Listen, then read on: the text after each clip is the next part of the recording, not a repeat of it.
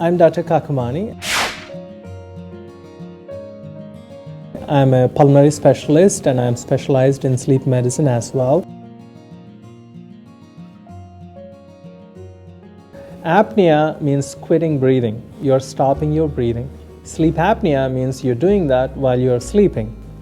Most common reason for people to have sleep apnea is obstructive sleep apnea. Obstruction means there is an obstruction to your airway when you're sleeping. Most common reason again for obstructive sleep apnea is being overweight, but I've seen several people who are not overweight that are physically fit and still have obstructive sleep apnea. The common reason for this to happen is if you can imagine your airway as a series of pipes, there is a small portion of your airway that's about 5 to 6 centimeters in length that's behind your tongue, which has no rigid structures to maintain patency. So that portion of your airway functions like a rubber pipe, and with age and weight that you put on, this portion of the airway that has no rigid structures is prone to occluding on its own, especially when you sleep and when your muscle tone is relaxed. So whenever the airway closes, your body is trying to get the breath in, but there is no opening for the air to flow into your lungs. So as a result of that, this becomes like a pillow on your face. You're trying to get breath, but there is no airflow. So the only way to prevent that from happening is to open up your airway and maintain patency. Sleep apnea can manifest with many symptoms. It can manifest even with insomnia in some patients, which is very ironical. But most common symptoms are if you're snoring loudly where your partner is complaining, you get up in the morning even after sleeping 7 or 8 hours, if you don't feel refreshed, if you feel sleepy during the daytime, if you feel like you need to keep drinking coffee all day long, or if you are tending to doze off very easily, if you have problems staying awake in the evening when you sit down to watch TV or read a book, these are the most common symptoms. But bottom line is to discuss about your sleep with your doctor and make sure you go through the appropriate questionnaire and to figure out whether you have sleep apnea or not. Sleep apnea, if untreated, can lead to many problems. One of the first problems that you'll notice is that your partner will start complaining that you're snoring and that she can't sleep with you, she or he can't sleep with you anymore, and they'll want to sleep in a different room. This can lead to marital problems. And when you get up in the morning, you feel like you have not slept at all, you're tired. It's difficult to stay focused on mental activities such as reading and understanding. Any learning of new activities becomes harder. It's very hard to stay focused on mental tasks. As long as you're doing physical activities, you'll be all right because you're up on your feet and you can stave the sleepiness away. But whenever you sit down to watch TV, you tend to doze off very easily. Especially if you're doing a desk job, it becomes even harder. Sleep studies are done in 2 common ways these days.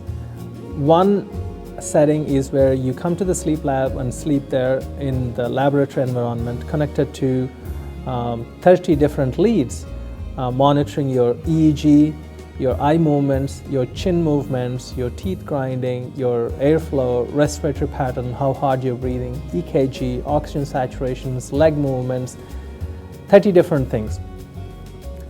And yet most people sleep well, and I've had the test done on myself as well, and I slept well.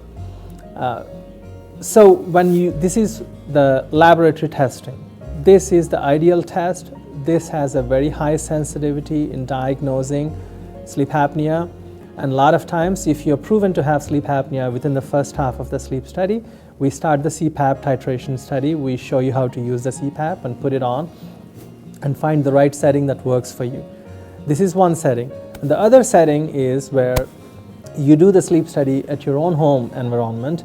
You come to the sleep lab and pick up the equipment that you need to monitor your sleep, and the technician will show you how to connect yourself to the equipment. You take the equipment home and drop the equipment back. Then we download the data and analyze it to determine whether you have sleep apnea or not. With the home sleep study, we're only monitoring 3 or 4 parameters at best. We're monitoring oxygen saturations, heart rate, respiratory pattern, and pretty much that's it, which is not as sensitive as you can imagine. We can't even determine if somebody is sleeping or not.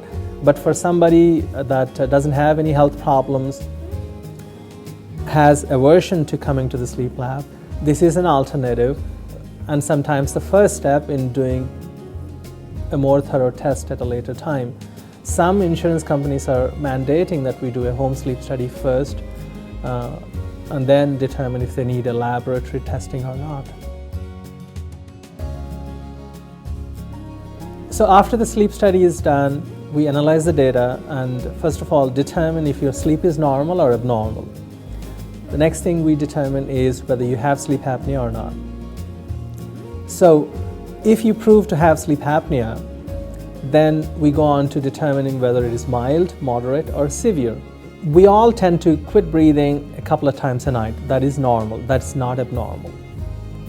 But if the number of times that you're quitting is more than 5 an hour, then that is considered sleep apnea. Anything less than 5 is not considered abnormal. And then 5 to 15 times an hour is considered mild, 15 to 30 is considered moderate, and more than 50 is considered severe sleep apnea. And I've had patients who quit breathing more than 100 times an hour as well. But those are very severe categories. But depending on, this is a very simplistic way of classifying classifying how severe a person's sleep apnea is, but doesn't always truly reflect with what is happening with the patient. Some people who have only 5 apneas an hour have very severe symptoms and can feel great with CPAP treatment, as opposed to some people who have very severe sleep apnea may not have any symptoms at all. But this is a deviation from the norm. More often than not, how severe their sleep apnea, how many times they're quitting their breathing, correlates fairly well, reasonably well, with how severe a person's symptoms are. A portion of your airway around in this area that has no rigid structure to maintain patency, if you look at that, if you think of that portion as a rubber pipe, the reason people have sleep apnea is because that rubber pipe is occluding. And what we're trying to do is, by blowing air through that pipe, we're trying to stretch it and maintain patency so that it's not occluded, so that your breathing is not interrupted. So CPAP machine has progressed quite a bit in the recent years. They're very quiet, they make very little noise, and the algorithms they use make the blowing of the air much more tolerable these days than, say, even 5 or 6 years ago. So generally you have a CPAP machine sitting next to your bed, which is connected through a small rubber piping or plastic piping with a mask that you wear on your face, which covers either your nose or nose and mouth together. By blowing air, you have a closed circuit now where the pressure that the machine is exerting is transmitted into the airways by the air that it's blowing, so that your airway stays patent and not obstructed. Patients come to me with various attitudes. Some people know that they have sleep apnea and are eager to get it tested and use CPAP to treat their sleep apnea. But on the other hand, I have patients that I know definitely have sleep apnea, but they refuse to accept it and refuse to get the testing done. So there is a wide spectrum in terms of people's attitude towards sleep apnea. I think, as I said before, one of their biggest fears is getting tested, and the other biggest aversion is just the concept of using a CPAP with something strapped on their faces for the rest of their lives or for the foreseeable future every time they sleep. But regardless of their fears, I know that many patients that come to me that are very reluctant to use CPAP, after a lot of convincing, eventually when they do get the sleep study done and start using the CPAP, eventually they'll come to a point where they are very reluctant to let go of their CPAP machine. They want to hold on to it, and they hold it very dear to them. They take it wherever they go on their travels.